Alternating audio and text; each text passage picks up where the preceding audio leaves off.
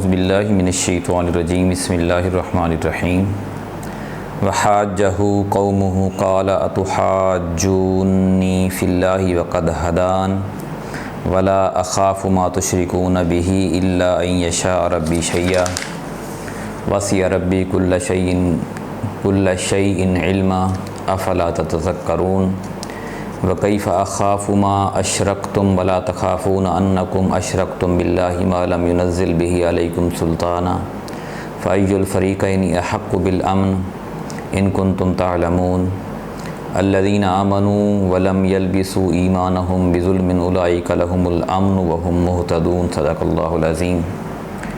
سامعین کرام، سورہ الانعام کی آیت نمبر 80 سے 82 تک آپ کے سامنے تلاوت کی ہے۔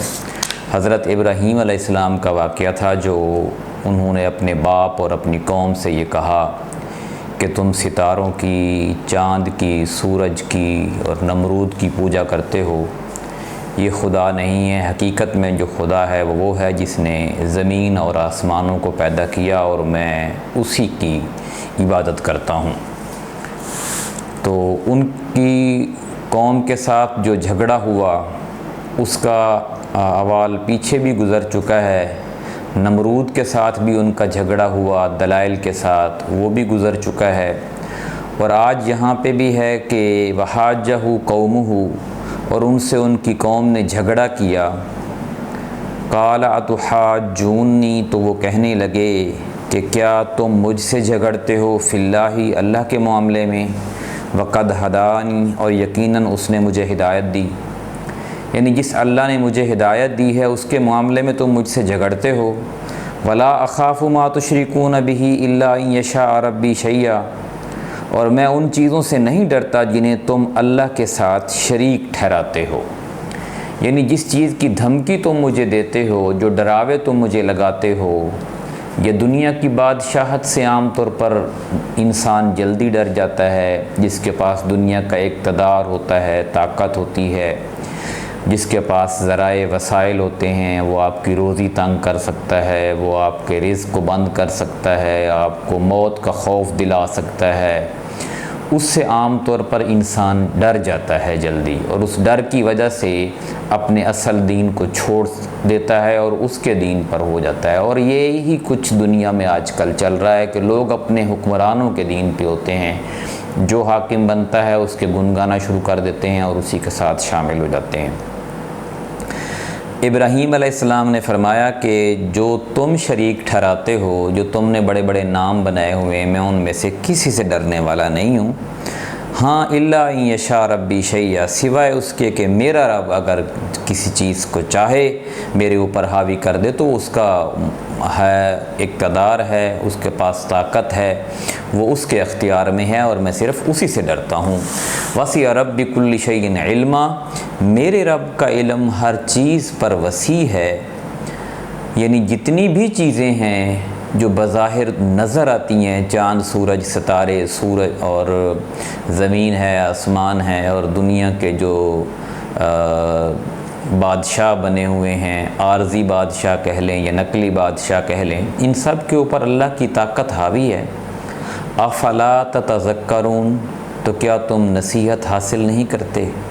تم سوچتے نہیں ہو، تمہیں عقل نہیں ہے، شعور نہیں ہے کہ جس نے آسمانوں کو بنایا، زمین کو بنایا اور ساری مخلوقات کو بنایا اور ساری مخلوقات کو رزق دے رہا ہے، اس کا مقابلہ کوئی کر سکتا ہے؟ وَكَيْفَ أَخَافُ مَا أَشْرَكْتُمْ، اور کیسے میں ڈروں اس سے جو تم نے شریک ٹھہرائے۔ وَلَا تَخَافُونَ أَنَّكُمْ أَشْرَكْتُمْ بِاللَّهِ، اور نہیں تم ڈرتے اس سے کہ تم شریک ٹھہرایا تم نے اللہ کے ساتھ، یعنی میں ان سے کیوں ڈروں جنہیں تم نے اللہ کے ساتھ شریک بنا رکھا ہے، جبکہ تم اس بات سے نہیں ڈرتے کہ تم نے اللہ کے ساتھ ان چیزوں کو شریک بنا رکھا ہے۔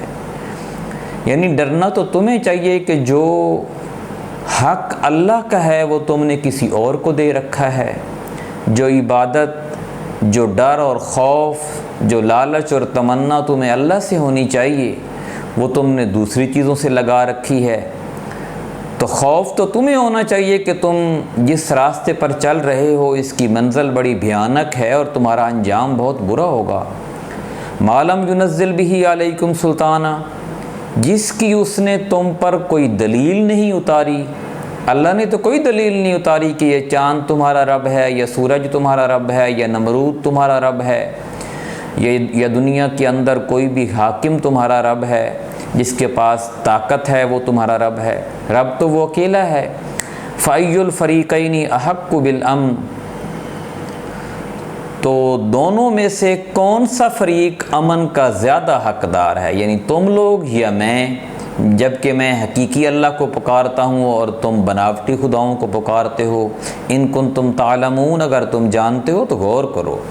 الذین آمنوا، جو لوگ ایمان لائے، ولم یلبسوا، اور نہیں ملایا انہوں نے، ایمانہم اپنے ایمان کو، بظلم، ظلم کے ساتھ، یعنی جو لوگ ایمان لائے اور انہوں نے اپنے ایمان کو ظلم کے ساتھ خلط ملط نہیں کیا۔ عربی میں جو لفظ ظلم استعمال ہوتا ہے اس کا مطلب قتل خون ریزی نہیں ہوتا، بلکہ اس کا مطلب یہ ہوتا ہے کہ آپ کسی چیز کو وہ مقام دیں جو اس کا مقام ہی نہ ہو۔ یعنی آپ ایسے دیکھیں کہ اب واش روم میں انسان اپنی حاجت پوری کرنے جاتا ہے، اگر کوئی بندہ واش روم میں جا کے کھانا کھانا شروع کر دے تو عربی کے مطابق یہ ظلم کر رہا ہے شخص۔ اور اس طرح جو بیڈ روم ہے اس کا سونا ہوتا ہے اور وہ بیڈ روم میں جو ہے وہ پیشاب کرنا شروع کر دے، اس کا مطلب ہوتا ہے کہ وہ شخص ظلم کر رہا ہے۔ مسجد عبادت کرنے کی جگہ ہے لیکن وہ جا کر شراب پینا شروع کر دے، گناہ شروع کر دے، تو اس کا مطلب ہے وہ ظلم کر رہا ہے۔ تو ظلم کا مطلب یہ ہوتا ہے کہ کسی بھی چیز کو آپ وہ مقام دیں جو اس کا مقام ہے نہیں۔ اس طرح اللہ کا جو مقام ہے کہ اس کے سامنے سجدہ ریز ہوا جائے، اسی سے مدد مانگی جائے، اسی سے اپنے مسئلے اس کے سامنے رکھے جائیں، اس سے رزق کی فراگی کی دعا مانگی جائے، اس سے گناہوں کی مغفرت طلب کی جائے، اسی سے ڈرا جائے، اسی سے لو لگائی جائے۔ اور اگر انسان یہ ساری چیزیں کسی اور سے کرتا ہے تو وہ ظالم ہے۔ فرمایا کہ جو لوگ ایمان لائے اور انہوں نے اپنے ایمان کو ظلم کے ساتھ خلط ملط نہیں کیا، اس میں ظلم شامل نہیں کیا، اولئک لہم الامن، انہی لوگوں کے لیے امن ہے، وہم مہتدون، اور یہی لوگ ہدایت یافتہ ہیں۔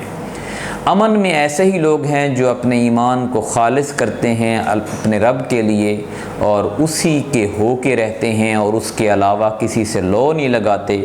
ان کو دنیا میں بھی اور آخرت میں بھی امن ہے اور ان کا وہ راستہ سیدھا ہے جو جنت کی طرف ان کو لے کے جائے گا۔ اللہ تعالیٰ سے دعا ہے کہ ہمیں قرآن کو صحیح معنوں میں سمجھنے اور عمل کرنے کی توفیق عطا فرمائے۔ جزاک اللہ۔